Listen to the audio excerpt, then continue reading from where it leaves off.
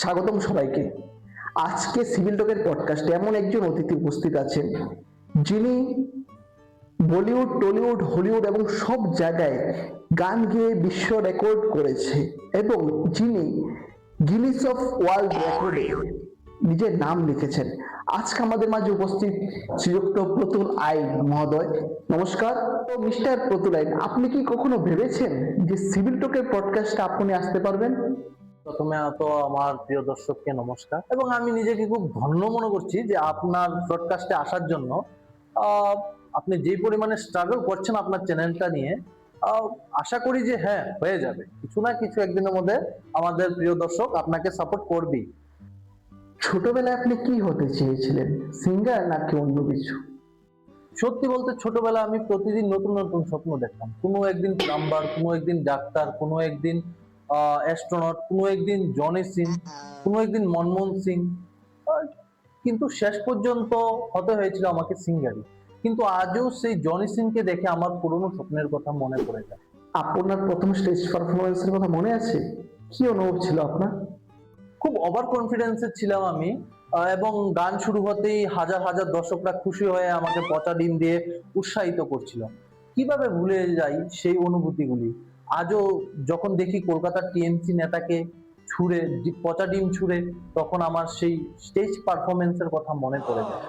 তো কখনো কি আপনি স্টেজে নিজের লিরিক্স ভুলে গেছেন? আপনি কখনো গান গেতে গিয়ে লিরিক্স ভুলে গেছেন, এরকম কখনো হয়েছে? অ্যাকচুয়ালি না, এরকম আমার সঙ্গে হয়নি। আমি বিশ্ববিখ্যাত সিঙ্গার, আমি লিরিক্স মনে রাখবো এটা হয় না, লিরিক্স আমাকে মনে রাখবে। এবং হ্যাঁ, আমি 100টা গান একসঙ্গে গেতে পারি। আচ্ছা, আপনার ফ্যানদের কাছ থেকে পাওয়া একটা অদ্ভুত উপহার যেটি আজকে এখনো মনে আছে, এরকম কিছু মনে পড়ছে আপনার? হ্যাঁ, আমার এক মেয়ে ফ্রেন্ড আমাকে গালি চুমু দিয়েছিল, তার জন্য আমি তো ওনাকে ছোট চুমু দিই।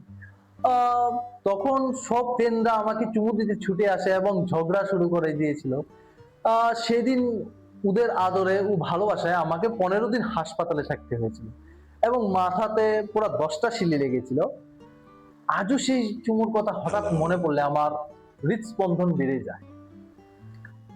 আজকে সকল সিঙ্গারদের সোশ্যাল মিডিয়ায় অ্যাকাউন্ট থাকে, কিন্তু আপনার কোনো সোশ্যাল মিডিয়া অ্যাকাউন্ট নেই, কেন বলুন তো? অ্যাকচুয়ালি কি জানেন, সোশ্যাল মিডিয়া মানুষের কনসেন্ট্রেশন নষ্ট করে দেয়। আমি সারাক্ষণ গান গাই আর রেওয়াজ করি, ঠিক আছে। সোশ্যাল মিডিয়াতে আমার অ্যাকাউন্ট ছিল, বাট যখন দেখি আমি গান আর সোশ্যাল মিডিয়ার পোস্ট করতেই সেই সোশ্যাল মিডিয়ার মানুষরা বলে বালের সিঙ্গার। বাল কি সেই বাল? আমি কি সেই বাল নাকি? বালের সিঙ্গার যখন বলে, আমি সেই একজন বিশ্ববিখ্যাত সিঙ্গার, আমাকে বালের সিঙ্গার বলবে কেন? ঠিক আছে না, তার জন্য আমি অ্যাকাউন্ট ডিলিট করে দিই। তখন আমি বুঝলাম যে আমার সোশ্যাল মিডিয়া আমার মতো সে বিশ্ববিখ্যাত সিঙ্গারের জন্য নয়। আপনি যদি অন্যের উপর রাগ করেন বা ঝগড়া করেন, তখন আপনি কি করেন? হ্যাঁ, যখন রাগ হয় আমার কয়েকটা গান শুনিয়ে দিই, ওরা আমার মধুর গান ও সুর শুনে আমার কাছে ক্ষমা চায়, বলে যে ভাইয়া মুঝসে নিকল গই, মুঝে মাফ কর দো, মেরা জবান টুট গই। আপনার সব থেকে বেশি দুর্বলতা কি? আমি যা ভালোবাসি সেটাই আমি খুব মন দিয়ে করি। কখনো কখনো সেটা আমার দুর্বলতা হয়ে যায়। যেমন আমার গানের জন্য পাড়ার লোকেরা আমাকে বাড়ি থেকে বের করে দিয়েছে, তবু আমি ওদেরকে গান শোনাই, এবং আমার নিজের টাকা দিয়ে মাইক লাগিয়ে প্রতিদিন সন্ধ্যায় আমি সবাইকে গান শোনাই, কারণ আমি ওদেরকে ভালোবাসি। ও মধু, ও মধু, I love you, I love you, O Madhu, O Madhu, I love you, I love you, তুমি তুমি তুমি করে জেগে থাকি রাত ভরে, লাল নীল স্বপ্নের দিন। বাহ, আপনি খুব সুন্দর গেয়েছেন। আপনি এত খুশি কিভাবে থাকুন বলুন তো? দেখুন, দুঃখহীন জীবন হয় না, ঠিক আছে না ফ্রেন্ডস, কিন্তু যখনই বইয়ের দিকে তাকাই তখন জীবনের কষ্ট ভুলে যাই। কারণ আমার বউটা খুব হট অ্যান্ড সেক্সি। বন্ধুর বউ আমার খুশি থাকার একমাত্রই কারণ। তাহলে আপনি কি আপনার বন্ধুর বইয়ের জন্য কোনো গান লিখেছেন, যেটা আপনি আপনার দর্শকদের শোনাবেন, যে গানটা আপনি আপনার বন্ধুর বইয়ের জন্য লিখেছেন? শুনিয়ে দিন একবার। তোকে রোডে বসিয়ে বেল বাজাবো, তোকে রোডে বসিয়ে বেল বাজাবো, হেলান দিবি আমার কোলে, আইসো জনি চড়বি আমার হিরো সাইকেলে, আইসো জনি চড়বি আমার হিরো সাইকেলে। আচ্ছা, তাহলে আপনার জীবনের সব থেকে প্রিয় মোমেন্ট বা প্রিয় মুহূর্ত কোনটি?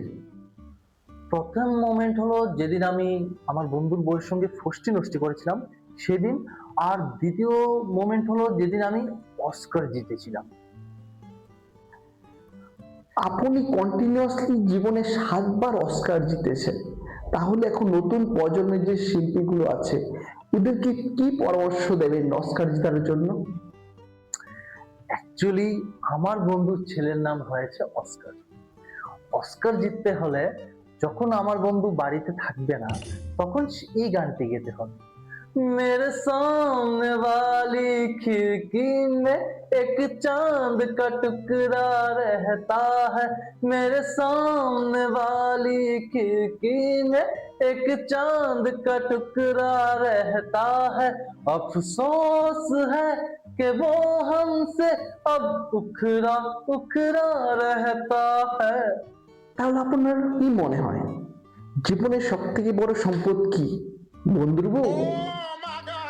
মানুষের ভালোবাসা। দেখবেন যদি মানুষ আপনাকে ভালোবাসে তাহলে আপনার channel like share and subscribe করবে, এবং এটা আপনার সবচেয়ে বড় সম্পদ। বড় নয়, সেটা সবচেয়ে বড় সম্পদ। এবং বন্ধুর বউ হয়েছে আপনার ব্ল্যাক মানি। মানে সম্পদ আছে, সেটা আপনি দেখাতে পারবেন না। তাহলে আজকে যদি আমাদের দর্শকদের কোনো একটি পরামর্শ দিতে বলা হয় তাহলে আপনি কি বলবেন? আমাদের দর্শকদের কি বলবেন? না, অন্যের বউয়ের সঙ্গে নিজের বউয়ের তুলনা করবেন না। প্রত্যেকেই অন্যের বউকে বেশি পছন্দ হয়, নিজেরটাকে নয়। তাই নিজের বউকে সেফ রাখুন এবং অন্যের বউকে পটান।